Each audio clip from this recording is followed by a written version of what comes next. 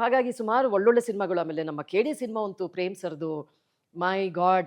ಮಾಡಿದಾಗ ಮೊನ್ನೆನೂ ನಾನು ಡಬ್ಬಿಂಗ್ ಹೋಗಿದ್ದೆ. ಹೋದಾಗ ನಮ್ಮ ದಶಾವರ ಚಂದ್ರು ಸರ್‌ಗೆ ಹೇಳ್ದೆ, "ಸರ್ ಅದೇನಾಯ್ತು ಸಿನಿಮಾದ ದಿನಾನೇ ನಮ್ಮ ತಂದೆ ತಮ್ಮನ ಮಗನ ಮದುವೆ. ನಮ್ಮ ತಂದೆಯವ್ರನ್ನ ನಾವು 3 ವರ್ಷದ ಹಿಂದೆ ಕಳ್ಕೊಂಡ್ಬಿಟ್ಟಿದ್ವಿ. ಅವ್ರಿಗೆ ಕಳ್ಕೊಂಡ್ಬಿಟ್ಟಿದ್ದೀವಿ. ಅವ್ರಿಗೆ ಅಲ್ಝೈಮರ್ಸ್ ಆಗಿತ್ತು. ಸೊ ಹಾಗಾಗಿ ಹಿರಿ ಮಗಳ ಥರ ಇರೋದು ನಾನೇ. ಅವರು ನೀನು ಬರಲೇಬೇಕು, ನೀನು ಬರಲೇಬೇಕು ಅಂತ ಮದುವೆಗೆ ತುಂಬ ಆಸೆಯಿಂದ ಕರೆದಿದ್ರು. ನಾನು ಚಂದ್ರು ಸರ್‌ಗೆ ಹೇಳಿದೆ, "ಸರ್ ಇವಾಗ ಬಂದುಬಿಟ್ಟಿದೆ, ನಾನು ಏನು ಮಾಡಲಿ, ಅವತ್ತೇ ನಮ್ಮ ಮನೆ ಮದುವೆ, ದಯವಿಟ್ಟು ಈ ಸಿನಿಮಾಕ್ಕೆ ನನ್ನ ಕೈಲಿ ಆಗಲ್ಲ ಸರ್ ಮಾಡೋಕ್ಕೆ" ಅಂತ. ಅಯ್ಯೋ, ಮನೆ ಮದುವೆ ಆಗಿದ್ದರಿಂದ ಅವ್ರಿಗೂ ಫೋರ್ಸ್ ಮಾಡೋಕ್ಕಾಗಿಲ್ಲ, ಸರಿ ಅಂತ ಪಾಪ ಬಿಟ್ಬಿಟ್ರು. ಆಮೇಲೆ 3 ದಿನ ಆದ್ಮೇಲೆ ಸುಮ್ಮನೆ ಕಾಲ್ ಮಾಡಿದ್ರು. "ಮೇಡಮ್ ನೋಡಿ, Prem sir movie, PAN India movie." "Prem Sardar? Sir ನೀವು ನಂಗೆ ಹೇಳಲೇ ಇಲ್ವಲ್ಲ ಸರ್." ಹಾಗೆ ನಾವು ಇದು ಜುಲೈಯಲ್ಲಿ ಮಾತುಕತೆ ಆಗಿರೋದು. ನನಗೆ ಇದು ಈ ಬಿಗ್ ಬಾಸ್ಗೆ ಹೋಗೋದು ಅದು ಇದು ಕಥೆನಲ್ಲಿ ಮರ್ತು ಬಿಟ್ಟಿದ್ದೀನಿ ಚಂದ್ರು ಸರ್ ಯಾವ ಸಿನಿಮಾ ಕರೆದಿದ್ರು ಅಂತ. 5 ಸಿನಿಮಾ ಬಗ್ಗೆ ಮಾತಾಡ್ಕೊಂಡು ಹೋಗಿದ್ನಾ, ಯಾವ್ದ್ಯಾವ್ದು ಅಂತ ನನ್ನ ಮನಸ್ಸಲ್ಲಿಲ್ಲ ಸಾಕ್ಷಿ ಅವರೇ. ಅವರು "ಪ್ರೇಮ್ ಸರ್ದು ಮೇಡಮ್, ಪ್ರೇಮ್ ಸರ್ದು ನೋ ಅಂತ ಇದ್ದೀರಾ." "ಏನು ಸರ್ ಪ್ರೇಮ್ ಸರ್ದಾ?" ಇಮಿಡಿಯೇಟ್ಲಿ ನಾನು. ಆಮೇಲೆ "ನೀವು ಮಾಡಿದ್ರೆ ಚೆನ್ನಾಗಿರುತ್ತೆ, ಈ ಪಾತ್ರ ನಿಮಗೆ ಸೂಟ್ ಆಗುತ್ತೆ." "ಸರ್ ಮನೇದೊಂದು ಮದುವೆ ಇದೆಯಲ್ಲ." "ಮೇಡಮ್ ಮದುವೆ ಆಗೋರು ಆಗ್ತಾ ಇರ್ತಾರೆ, ಅವ್ರ ಪಾಡಿಗೆ ಅವ್ರು ಚೆನ್ನಾಗಿರ್ತಾರೆ, ನೀವು ಈ ಒಳ್ಳೆ ಪ್ರಾಜೆಕ್ಟ್ನ ನೋ ಅಂತ ಇದ್ದೀರಾ." ಇನ್ನೊಂದು ಹೇಳ್ಬಿಟ್ರು ಅವರು, "ಮೇಡಮ್ ಅದೇನಾದರೂ ಆಗಲಿ ಮದುವೆ ಮನೆಗೆ ನಿಮ್ಮನ್ನು ಕಳಿಸ್ಕೊಡೋ ಜವಾಬ್ದಾರಿ ನಂದು. ಬನ್ನಿ ಕಳಿಸ್ಕೊಡ್ತೀನಿ. ನಮ್ಮ ಚಿತ್ರೀಕರಣ ನಡೀತಾ ಇರೋದು ಚಿಕ್ಕಮಂಗ್ಳೂರಲ್ಲಿ, ಮದುವೆ ಇರೋದು ಚನ್ನರಾಯಪಟ್ಟಣದ ಹತ್ರ. ಸೊ ಅವ್ರು ಅಂದರು, ಬನ್ನಿ ಕಳಿಸ್ಕೊಡ್ತೀನಿ ನಾನು ನಿಮಗೆ, ನಿಮ್ಗೆ ಒಂದು ಹೊತ್ತು ಓದಿ ಬಂದರೆ ಸಾಕು ತಾನೇ ಅಂದರು. "ಹೌದು ಸರ್, ಮುಖ ತೋರಿಸ್ಬೇಕು ಅಟ್ಲೀಸ್ಟ್, ಬನ್ನಿ ನಾನು ಆ ಜವಾಬ್ದಾರಿ ನಂದು" ಅಂತ ಹೇಳಿ ಪಾಪ ಚಂದ್ರು ಸರು ಅವರಿಂದಾಗಿ ನಿಜವಾಗ್ಲೂ ಈ ಸಿನಿಮಾ ಆಯಿತು ನನ್ನ ಪ್ರಕಾರವಾಗಿ. ಹಾಗಾಗಿ ಹೋದೆ, ಪಾಪ ಅವ್ರು ಪ್ರಾಮಿಸ್ ಮಾಡ್ದಂಗೆ ಮದುವೆಗೂ ಕಳಿಸ್ಕೊಟ್ರು, ಅದೆಲ್ಲ ಫೈನ್. ಬಟ್ ಪ್ರೇಮ್ ಸರ್ ಆ ಸಿನಿಮಾದಲ್ಲಿ ನಿಜವಾಗ್ಲೂ ನಾನು ಪ್ರೇಮ್ ಸರ್ ಜೊತೆ ಕೆಲಸ ಮಾಡ್ತಿರೋದು ಅದೇ ಫಸ್ಟು ಕೆ.ಡಿ. ಸಿನಿಮಾದಲ್ಲಿ. ಅದಕ್ಕೆ ಮುಂಚೆ ನಾನು ಕೆಲಸ ಮಾಡಿರಲಿಲ್ಲ ಅವ್ರ ಜೊತೆ. ಬಟ್ ತುಂಬ ಪ್ರತಿಭಾನ್ವಿತ ನಿರ್ದೇಶಕ ಅನ್ನೋದು ನನಗೆ ಗೊತ್ತಿತ್ತು. ಅಷ್ಟೇ ಒಳ್ಳೆ ನಟ ಕೂಡ ಅವರು. ಸೊ ಹಾಗಾಗಿ ನಾನು ದೊಡ್ಡ ಡೈರೆಕ್ಟರ್ಗಳ ಮುಂದೆ ಹೋದರೆ ನಾನು ಮಾತಾಡಲ್ಲ, ಅಥವಾ ಹೊಸಬ್ರ ಮುಂದೆ ನಾನು ಮಾತಾಡಲ್ಲ.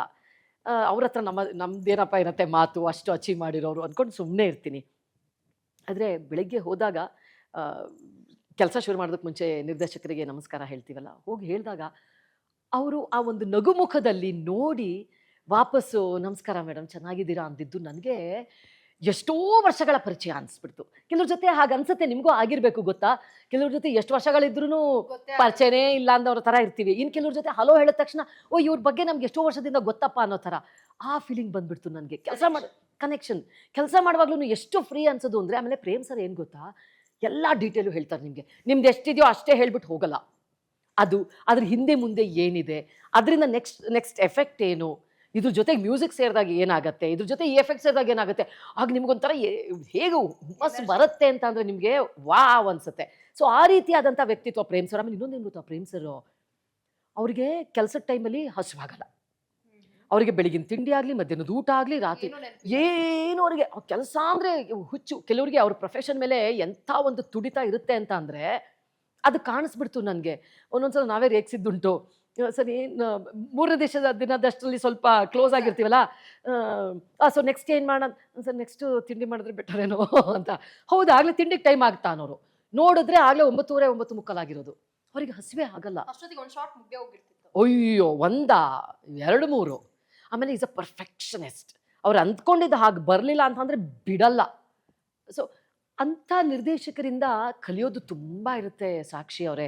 ಯಾಕಂತಂದರೆ ಎಲ್ಲ ನಿರ್ದೇಶಕರು ನಿಮಗೆ ಟೆಕ್ನಿಕಲ್ ಆಸ್ಪೆಕ್ಟ್ಸ್ ಗೊತ್ತಾಗಲ್ಲ. ಯಾಕಂದರೆ ಅವರೇ ಗೂಗಲ್ ಪಾಪ ಅವ್ರು ಇರ್ತಾರೆ, ಅವ್ರ ಕೆಲಸದಲ್ಲೇ ಅವ್ರು ಇರ್ತಾರೆ. ಬಟ್ ಪ್ರೇಮ್ ಸರ್ ಅದೆಲ್ಲದನ್ನು ಮಾತಾಡ್ತಿರ್ತಾರೆ. ಆಮೇಲೆ ಮಜಾ ಏನು ಗೊತ್ತಾ, ಊಟದ ಟೈಮಲ್ಲಿ, ತಿಂಡಿ ಟೈಮಲ್ಲಿ ಅವರೆಲ್ಲೋ ಕ್ಯಾರವನಲ್ಲಿ ಹೋಗಿ ಕೂತ್ಕೊಳ್ಳಲ್ಲ. ನಾನು ಯಾವುದೇ ಮೂವಿಗೆ ಹೋದ್ರೂ ಆ ಸಂದರ್ಭದಲ್ಲಿ ಟೆಕ್ನಿಷಿಯನ್ಸ್ ಜೊತೆ ಕೂತ್ಕೊಳ್ಳೋಕೆ ಇಷ್ಟಪಡ್ತೀನಿ. ಯಾಕೆ ಗೊತ್ತಾ, ನೀವು ಕಲಿಯೋದಲ್ಲೇ ಟೆಕ್ನಿಷಿಯನ್ಸ್ ಜೊತೆ ನೀವು ಕೂತಾಗ ಊಟ ಮಾಡೋ ಟೈಮಲ್ಲಿ, ಬ್ರೇಕ್ ಟೈಮಲ್ಲಿ ನೀವು ಅವ್ರ ಜೊತೆ ಸಮಯ ಕಳೀರಿ, ಎಷ್ಟು ವಿಚಾರ ಗೊತ್ತಾಗತ್ತೆ. ಇದು ನಮ್ಮ ಯಂಗ್ಸ್ಟರ್ಸ್ಗೆ ಗೊತ್ತಿಲ್ಲ.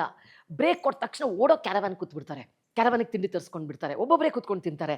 ನಿಮಗೆ ಕಲಿಕೆ ಅನ್ನೋದು ಇರೋದು ಇಂಥ ನಿರ್ದೇಶಕರ ಜೊತೆಗೆ, ಟೆಕ್ನಿಷಿಯನ್ಸ್ ಜೊತೆಗೆ, ಕ್ಯಾಮ್ರಾಮ್ಯಾನ್ಗಳ ಜೊತೆಗೆ, ಲೈಟ್ ಬಾಯ್ಸ್ ಜೊತೆಗೆ ಮಿಂಗಲ್ ಆಗಬೇಕು. ಸಾಕಷ್ಟು ವಿಚಾರಗಳು, ಟೆಕ್ನಿಕಲ್ ಆಸ್ಪೆಕ್ಟ್ಸು ನಮಗೆ ಗೊತ್ತಾಗತ್ತೆ.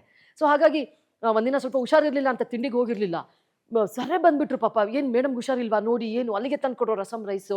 ಸೊ ಈ ರೀತಿ ಅವರ ಜೊತೆ ಕೆಲಸ ಮಾಡೋದು ಒಂದು ಮನೆ ವಾತಾವರಣ ಬರುತ್ತೆ ಹೊರತು ಇಲ್ಲಿ ಏನೋ ಒಂದು ದೊಡ್ಡ ನಿರ್ದೇಶಕರ ಜೊತೆಗೆ ಹೇಗಪ್ಪ ನಾವು ಆ್ಯಕ್ಟ್ ಮಾಡೋದು, ಹೇಗಪ್ಪ ನಾವು ಬಾಯ್ ಬಿಡೋದು. ಹಾಗಾಗಿ ಬಹಳ ಒಳ್ಳೆ ಅನುಭವ ನನಗೆ ಕೆ.ಡಿ. ಸಿನಿಮಾದ ಸಂದರ್ಭದಲ್ಲಿ ನಿಜವಾಗ್ಲೂ ಆಯಿತು. ಆಮೇಲೆ ಗಾಂಧಿಯವರು ಕೂಡ ಎಂಥ ಒಳ್ಳೆ ಸಂಭಾಷಣೆಯನ್ನು ಬರೆದಿದ್ದಾರೆ ಅಂತ ಅಂದರೆ, ಅಮೇಝಿಂಗ್. ಕೆಲವು ಸಲ ಹೇಳುವಾಗ ನಿಮಗೆ ಸಂಭಾಷಣೆ ನಿಮಗೆ ಇಷ್ಟ ಆಗ್ತಿರುತ್ತೆ, ಏನು ಲೈನ್ಸ್ ಅಪ್ಪ ಅಂತ. ಸೊ ಆ ರೀತಿಯಾದಂಥ ಸಂಭಾಷಣೆನ ಗಾಂಧಿಯವರು ತುಂಬ ಚೆನ್ನಾಗಿ ಬರೆದಿದ್ದಾರೆ. ಬಟ್ ಓವರ್ ಆಲ್ ನನಗೆ ಈ ಸಿನಿಮಾದಲ್ಲಿ ಕೆಲಸ ಮಾಡಿದ್ದು ಸಾಕ್ಷಿ ಅವರೇ ಒಂದು ಹೊಸ ಅನುಭವನೇ ಸಿಕ್ಬಿಡ್ತು. ಅದು ಎಲ್ಲ ದೊಡ್ಡ ದೊಡ್ಡ ಹೆಸರುಗಳು, ಯಾರ್ಯಾರು ಮಾಡಿ, ಶಿಲ್ಪಾ ಶೆಟ್ಟಿ ಅವ್ರು ಮಾಡಿದ್ದಾರೆ, ಸಂಜಯ್ ದತ್ ಅವರಿದ್ದಾರೆ, ಶಿವಣ್ಣ ಇದ್ದಾರೆ, ನಮ್ಮ ರಮೇಶ್ ಅರವಿಂದ್ ಅವರಿದ್ದಾರೆ, ರವಿಶಂಕರ್ ಸರ್ ಜೊತೆಗೆ ನನ್ನ ಪೇರಿಂಗ್ ಇದ್ದಿದ್ದು. ಸೊ ಎಲ್ಲರನ್ನೂ ನೋಡುವಾಗ ಓ ಮೈ ಗಾಡ್, ಇಂಥ ಸಿನಿಮಾದಲ್ಲಿ ಇಷ್ಟು ಈಸಿಯಾಗಿ ಇಷ್ಟು ಕೂಲಾಗಿದ್ದೀನಾ ಅದನ್ನು ಕೊಟ್ಟಿದ್ದು ಡೆಫಿನೆಟ್ಲಿ ಪ್ರೇಮ್ ಸರ್ಗೆ ಆ ಕ್ರೆಡಿಟ್ ಹೋಗಬೇಕು. ಸೊ ಇದು ನನ್ನ ಅನುಭವ. ತುಂಬಾ ಚೆನ್ನಾಗಿ ಮಾತಾಡ್ತಿದ್ದೀರಾ, ತುಂಬಾ ಖುಷಿ ಆಗ್ತಿದೆ ನಿಮ್ಮಿಂದ ವಿಷಯಗಳನ್ನ ತಿಳ್ಕೊಳ್ಳೋದಾಗಿರ್ಬೋದು. ನೀವು ಅಷ್ಟೇ ಚೆನ್ನಾಗಿ ಪ್ರಶ್ನೆ ಕೇಳ್ತಾ ಇರೋದ್ರಿಂದ ಬರುತ್ತೆ ಹೊರಗಡೆ. ಅದು ನಿಮ್ಮ ಒಂದು ದೊಡ್ಡತನ. ಇಲ್ಲ, ಸುಮ್ಮನೆ ಬರಲ್ಲ ಉತ್ತರಗಳು, ಮಾತುಗಳು ಸುಮ್ಮನೆ ಬರಲ್ಲ ಸಾಕ್ಷಿ ಅವರೇ.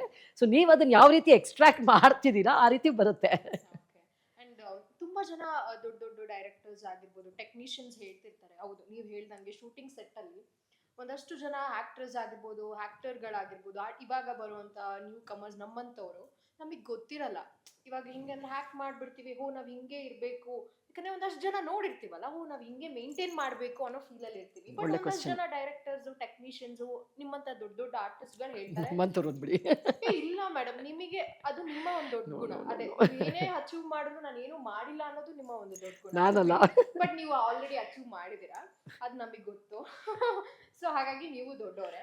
ಸೊ ನಿಮ್ಮಂತ ದೊಡ್ಡ ಹಿರಿಯ ಕಲಾವಿದರುಗಳು ಹೇಳ್ತಿರ್ತಾರೆ, ಶೂಟಿಂಗ್ ಆಗಿದ ತಕ್ಷಣ ನಾವು ಟೆಕ್ನಿಷಿಯನ್ ಜೊತೆ ಮಿಂಗಲ್ ಆದಾಗ ನಮಗೆ ಒಂದಷ್ಟು ವಿಷಯಗಳು, ಹೇಗೆ ಕ್ಯಾಮ್ರಾನ ಹ್ಯಾಂಡಲ್ ಮಾಡಬೇಕಾಗಿರ್ಬೋದು, ಸೊ ಹೇಗೆ ನಿಂತ್ಕೋಬೇಕು, ಲೈಟ್ಸ್ ತಗೊಳ್ಳೋದಾಗಿರ್ಬೋದು, ಅದನ್ನೆಲ್ಲ ಹೇಳ್ಕೊಡ್ತಾರೆ.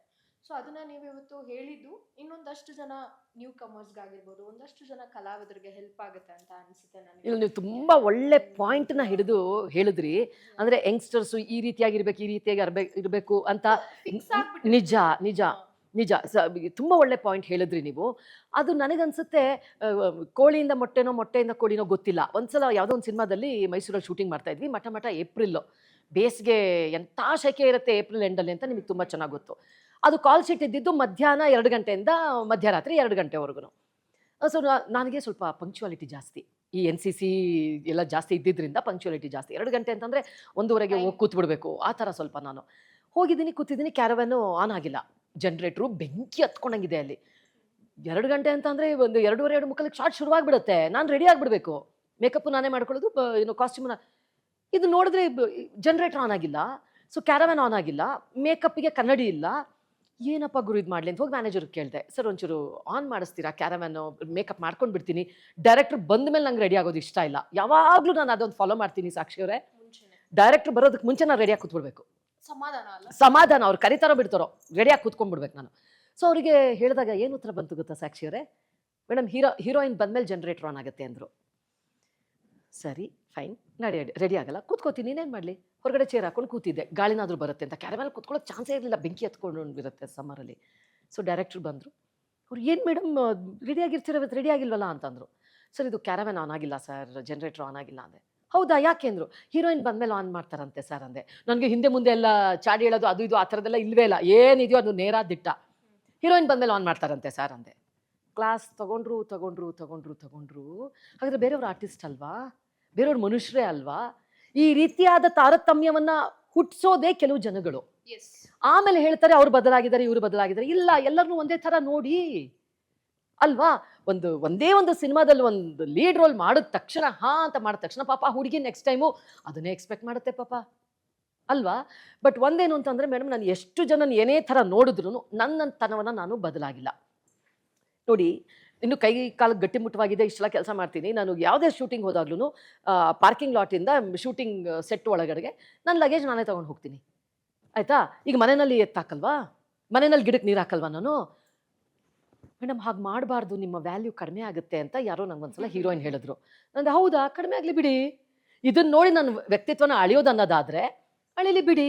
ಹಾಗಾದರೆ ನಾನು ಮಾಡಿರೋ 3 international award, 1 national award, 3 Karnataka ರಾಜ್ಯ ಪ್ರಶಸ್ತಿ, ನಾನು ಗಳಿಸಿರೋಂಥ ಇಷ್ಟೆಲ್ಲ ನಾನು ಮಾಡ್ತಾ ಎಲ್ಲದನ್ನು ಬದಿಗೆ ಹೊತ್ಬಿಟ್ಟು ಅವ್ರ ಲಗೇಜ್ನ ಅವರು ಒಳಗೆ ತಂದರು, ಹಾಗಾಗಿ ಅವರು ಇಲ್ಲ ಅಂತ ಅನ್ನೋದಾದರೆ ಫೈನ್ ಅಂದೆ ನಾನು, ಆಬ್ಸಲ್ಯೂಟ್ಲಿ ಫೈನ್. ಆಮೇಲೆ ಮೇಡಮ್ ಶಾರ್ಟಿಗೆ ಕರೆದ ತಕ್ಷಣ ಹೋಗಬಾರ್ದು ಮೇಡಮ್, ವ್ಯಾಲ್ಯೂ ಕಡಿಮೆ ಆಗುತ್ತೆ, ನಿಮ್ಮಿಂದಾಗಿ ನಮಗೆ ಎಷ್ಟು ಪ್ರೆಷರ್ ಗೊತ್ತಾ ಅಂತ ಕೆಲವರು ಕಂಪ್ಲೇಂಟ್ ಕೊಟ್ಟರು. ನಂದು ನಿಮ್ದು ನಿಮ್ದು. ನಿಮಗೆ ಕರೆಕ್ಟ್ ಅನ್ಸಿದ್ನ ನೀವು ಮಾಡಿ. ಇದನ್ನ ಬಿಟ್ಟು ನನಗೆ ಬದುಕಕ್ಕೆ ಆಗಲ್ಲ.